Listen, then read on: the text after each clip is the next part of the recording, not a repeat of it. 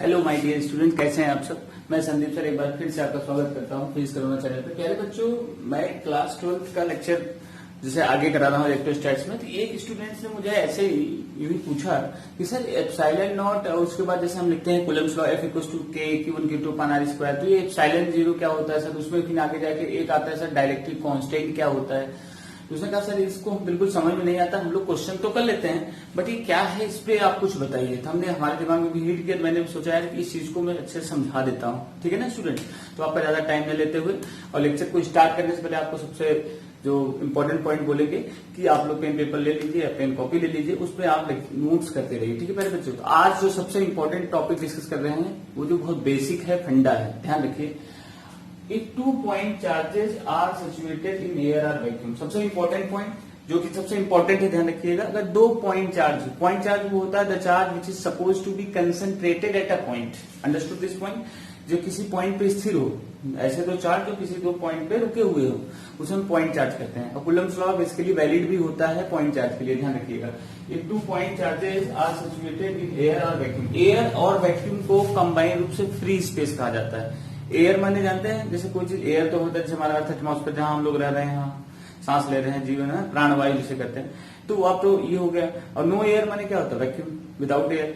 तो एयर और vacuum, air अथवा वैक्यूम को कंबाइन रूप से फ्री स्पेस कहा जाता है, ठीक है।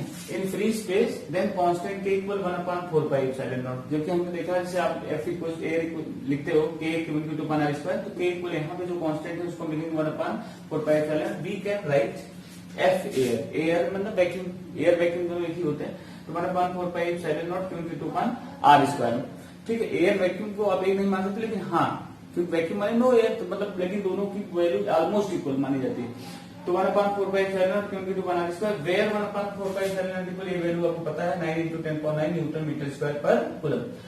अब बात आएगी कि सर ये एप्सिलॉन नॉट क्या होता है, इसे एक कांस्टेंट होता है एप्सिलॉन जीरो पढ़ते हैं, is called permittivity of free space. This is very important, इसको याद रखिएगा।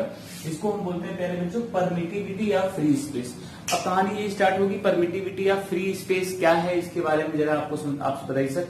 देखो ये होता है how is an electric field can penetrate the medium. आप इसको समझिए ऐसे कि कितने आसानी से कोई, मतलब आप इसे ये भी कह सकते हैं कि it is the property of medium, it is the property of medium which determines the electrostatic force acting between two charges situated in that medium. In other way you कह सकते हैं हाउ इज, कितने आसानी से N electric field can penetrate the medium, कि मतलब उस medium से पास हो जाता है, उसे हम क्या कहते हैं परमिटिविटी। परमिटिविटी से परमिट करना, अलाउ करना, किसको, इलेक्ट्रिक फील्ड को। अब इलेक्ट्रिक फील्ड जितना ज्यादा रहेगा वहां पे इलेक्ट्रोस्टैटिक फोर्स उतना ही आप बता सकते हैं, कितना फील्ड है उसी हिसाब से कितना फोर्स उस पर लगेगा, तो वो प्रॉपर्टी मीडियम की होती है, ठीक है ना प्यारे बच्चों। तो उसको हम अपने आपको बताते हैं, उससे पहले हम आपसे कहेंगे कि इसको आप पेन पेपर कॉपी लेके इसको अच्छे से आप नोट कर लें।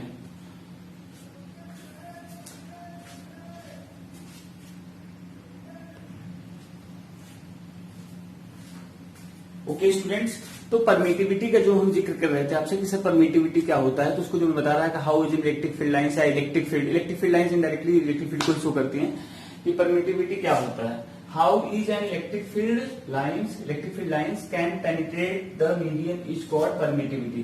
कितने परमिट माने पेनिट्रेट माने उसमें प्रवेश कर जाती है या इंटर कर जाती है। हाउ कितने आसानी से इलेक्ट्रिक फील्ड लाइंस किसी मीडियम में इंटर कर जाती है, वो उस मीडियम का क्या होता है, परमिटिविटी कहलाता है। या in other way you can say the property of medium which determines the electrostatic force acting between two charges situated in that medium, ठीक है ना।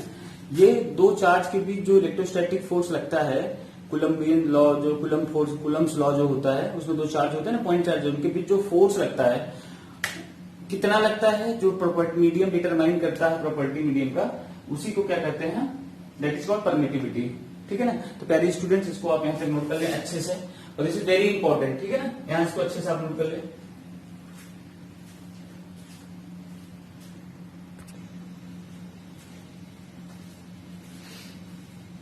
ओके माय डियर स्टूडेंट्स, अब ध्यान दीजिए, जैसे कि आपको पता है कि 1/4 पाई एप्सिलॉन नॉट को हम लिख सकते हैं 9 × 10⁹ न्यूटन मीटर स्क्वायर पर कूलम स्क्वायर। तो एप्सिलॉन नॉट को क्या लिख सकते हो, मैं ट्रांसफर कर दो 4 पाई × 9 × 10⁹ कूलम, कितना पाई वैल्यू 3.14 रखेंगे, ठीक है ना।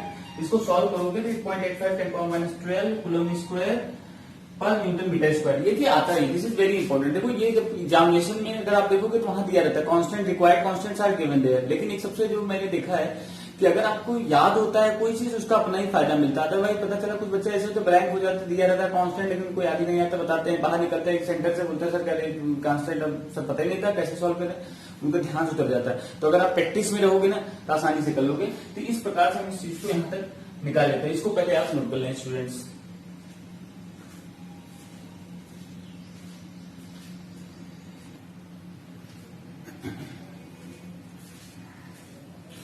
ओके स्टूडेंट्स, अब देखो सबसे इंपॉर्टेंट जो पॉइंट है, थोड़ा सा इंपॉर्टेंट ये पड़ा कि मान लीजिए कि जो हम इसको बताएंगे, जैसे मान लीजिए एफ एयर कूलम्स लॉ पता है 1/4π होता है, तो यहाँ से हम क्या करें, हमें चाहिए इसका डायमेंशन निकाल के हम यूनिट निकालना चाह रहे थे। एप्सिलॉन नॉट कितना होगा प्यारे बच्चों, इसके हिसाब से अगर इसको ट्रांसफर करो तो 1/4π F air into R square. और बहुत बेसिक चार्ज इक्वल टू क्या होता है, electric current into time. Charge equal to होता है electric current into time. Electric current का क्या होता है डायमेंशन फार्मूला ए होता है, और टाइम का क्या होता है कैपिटल टी होता है ना। तो यहाँ से 80 हो जाएगा डायमेंशनल फॉर्मूला ऑफ चार्ज। इसके बिहाफ पे एक चीज और ध्यान रखिएगा, 1/4π आपने 11th में ऑलरेडी पढ़ रखा है, किसी भी नंबर या प्योर नंबर कांस्टेंट का कोई डायमेंशन नहीं होता। तो 1/4π कोई कांस्टेंट नहीं होगा, Q1 Q2 दो चार्ज है तो 80 दो बार लिखेंगे तो 80 का होल स्क्वायर हो जाएगा। फोर्स का डायमेंशनल फार्मूला mLT पे -2 और लेंथ है डिस्टेंस है तो L हो गया, L का स्क्वायर कर दिया। इसको सॉल्व करो बेटा, m पर -1 t पर L पर -3 t पर 4 a स्क्वायर आ जाएगा। और इन द MK सिस्टम जो होगा एप्सिलॉन नॉट का यूनिट जो होगा वो होगा किलोग्राम पर -1 मीटर पर -3 सेकंड पर 4 एम्पियर स्क्वायर, ठीक है ना। तो इसके बिहाफ से हम इसको निकाल सकते हैं। ये बिल्कुल बेसिक है, ये IIT जेईई में भी परमिटिविटी या फ्री स्पेस का डायमेंशनल फार्मूला पूछा जा चुका है। तो दिस इज वेरी इंपॉर्टेंट। और बच्चा फंस जाता है, थोड़ा बहुत बेसिक हल्के से बेसिक्स पे कॉन्सेप्ट पे आप क्लियर आउट करोगे, आपको बहुत अच्छे से क्लियर हो जाएगी, गारंटी मैं देता हूं, ठीक है ना। इसको प्यारे बच्चे यहां तक अच्छे से नोट कर लें।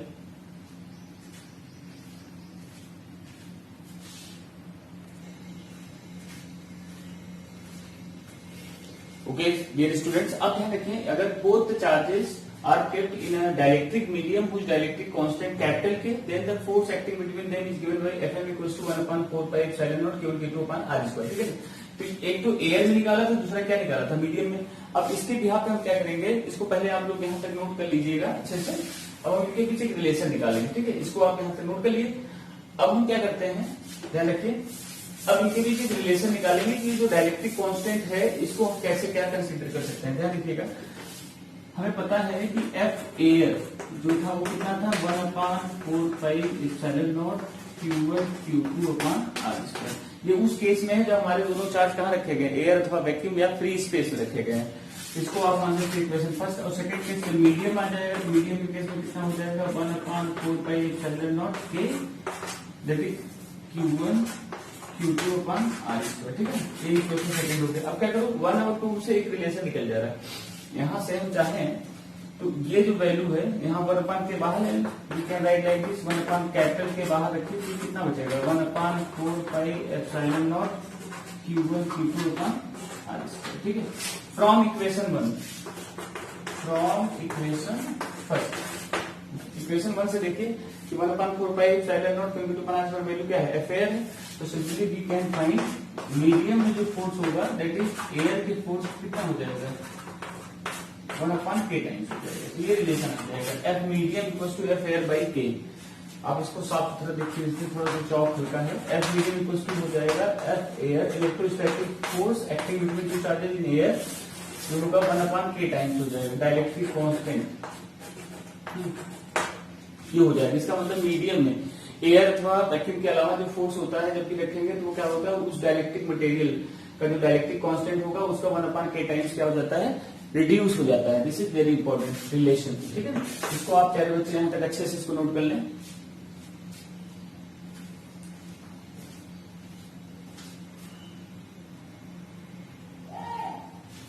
Now dear students listen, this is very important कि अगर Fm equals to F air by K है where K is what dielectric constant, you know अब के क्या है, it is a dimensionless constant होता है। जैसे कि आपको पता है अगर हम यहां से एक वस्तु निकालें तो क्या आ जाएगा एफ अगर के आप निकालेंगे तो F air divided by F medium, मतलब इलेक्ट्रोस्टैटिक फोर्स जो एयर, इसका रेशियो होता है। मतलब आप ये कह सकते हैं डायलेक्ट्रिक कांस्टेंट को अगर हम डिफाइन करना चाहेंगे, आप ये भी बोल सकते हैं अगर दो चार्ज पार्टिकल एयर अथवा वैक्यूम में रखे हैं तो उनके बीच जो इलेक्ट्रोस्टैटिक फोर्स लगता है, अब उन्हीं चार्ज पार्टिकल को सेम डिस्टेंस पे अगर हम किसी डायलेक्ट्रिक मीडियम में रखते हैं तो उनके बीच जो इलेक्ट्रोस्टैटिक फोर्स लगेगा उसका जो रेशियो होता है उसी को हम क्या कहते हैं डायलेक्ट्रिक कांस्टेंट। यहाँ से पता चल रहा है कि सेम क्वांटिटी का रेशियो इसलिए डायमेंशनलेस होता है, इट हैज नो यूनिट, इसका कोई यूनिट नहीं होता। के it is called a dimensionless constant and which is called dielectric constant of the given dielectric material और स्पेसिफिक इंडक्टिव कैपेसिटी। अब आपके मन में जो अराइज हो रहा होगा कि सर ये डायलेक्ट्रिक मटेरियल की कहानी क्या है, जरा ये क्लियर करिए। तो ये सबसे मजेदार चीज है, इसको हम आपको समझाते हैं, उसके बाद इसका हम लिखवा भी देंगे। देखो जब कोई इंसुलेटर, जैसे हो गया तुम्हारा ऑयल हो गया, ग्लास हो गया, ठीक है, ऑयल ग्लास, उसके बाद आप ले लीजिए माइका हो गया, ठीक है ना, या पेपर शीट हो गया, इन सबको हम क्या करते हैं जब किसी इलेक्ट्रिक फील्ड में रख देते हैं तो ये सब इंसुलेटर होते हैं। Basically when any insulator is kept inside in the presence of electric field then that substance is called dielectric substance या डायलेक्ट्रिक मटेरियल, ठीक है। और उसकी जो वैल्यू होती है उसे हम क्या कहते हैं, this is called dielectric constant. तो इसको हम अभी लेटर ऑन आपको डिस्कस करते हैं। पहले प्यारे बच्चों इसको यहां तक अच्छे से इसको नोट कर लें।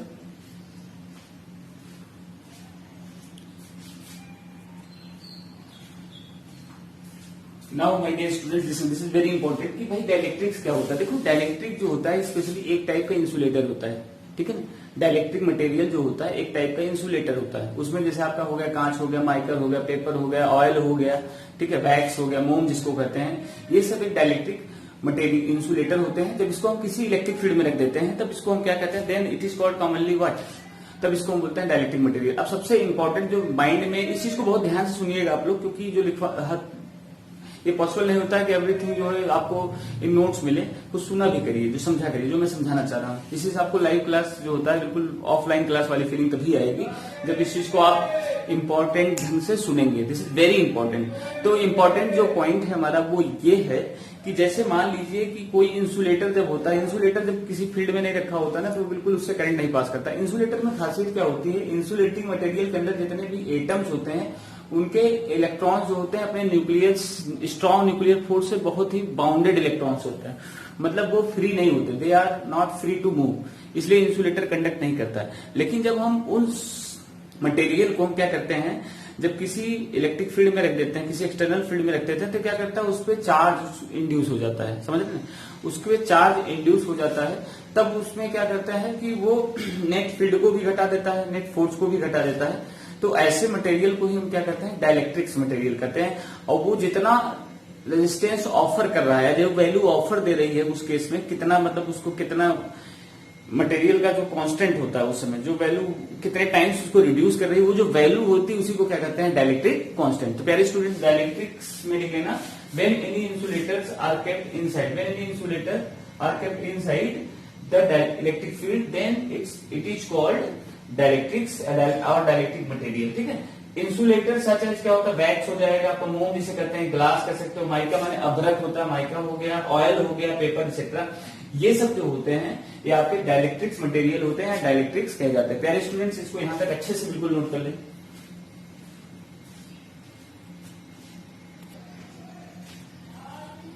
ओके प्यारे स्टूडेंट्स, तो सबसे इंपॉर्टेंट जो पॉइंट है कि जैसे जो डायलेक्ट्रिक मटेरियल होता है, for all dielectric materials the value of के इज ग्रेटर देन 1।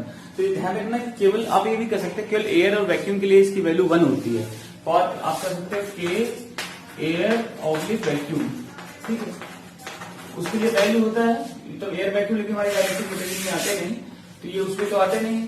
तो इसका मतलब फॉर ऑल डायलेक्ट्रिक मटेरियल जो वैल्यू होता है के की डायलेक्ट्रिक कांस्टेंट की वैल्यू डायलेक्ट्रिक मटेरियल्स के लिए हमेशा ग्रेटर देन 1 होता है। ग्रेटर देन 1 से मेटल का जो होता है इनफाइनाइट होता है, अनंत होता है, इनफाइनाइट होता है। वाटर के लिए 80 होता है और इसीलिए वाटर को स्ट्रॉन्ग पोलर सॉल्वेंट कहते हैं, ठीक है ना।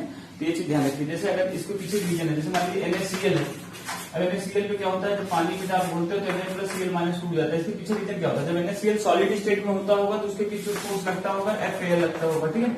जब इसको वाटर में आप डाल देते हैं उसका डायलेक्ट्रिक कांस्टेंट कितना होता है, वाटर का 80 होता है। तो मीडियम में जो फोर्स होगा मीडियम में वो क्या होता है, F एयर डिवाइडेड बाई क्या हो जाएगा, K हो जाएगा, F बाई एयर। मतलब इसको हम अच्छे समझाएं आपको,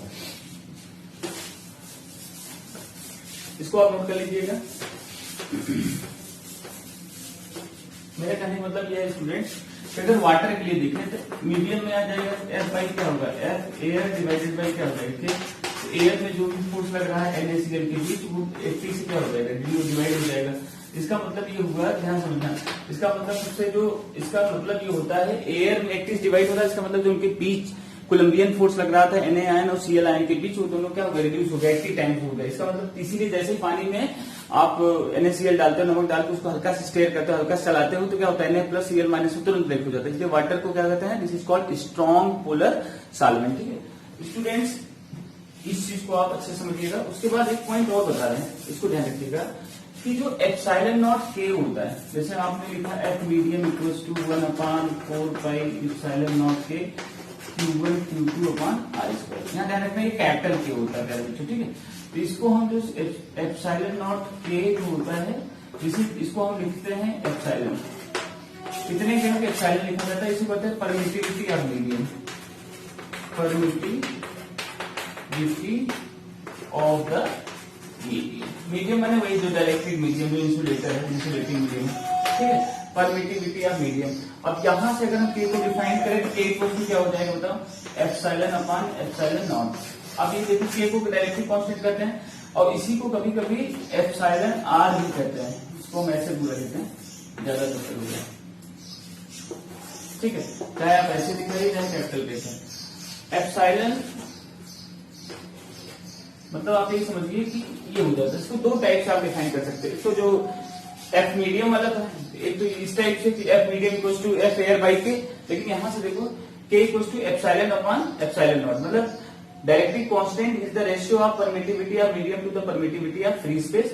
और इसको हम रिलेटिव परमिटिविटी कहते हैं, क्योंकि दो परमिटिविटी का रेशियो होता है, that's why directive constant is also known as relative permittivity, epsilon r लिख दिया जाता है। ध्यान रखिएगा, इसको आप एप्सिलॉन आर लिख दिया जाता है। वो बात जो मैंने पहले बीच में लेक्चर को बताया था कि सर जरा इसको इंसुलेटर वाला क्लियर कर दें आप एक बार, और ध्यान सुनिएगा।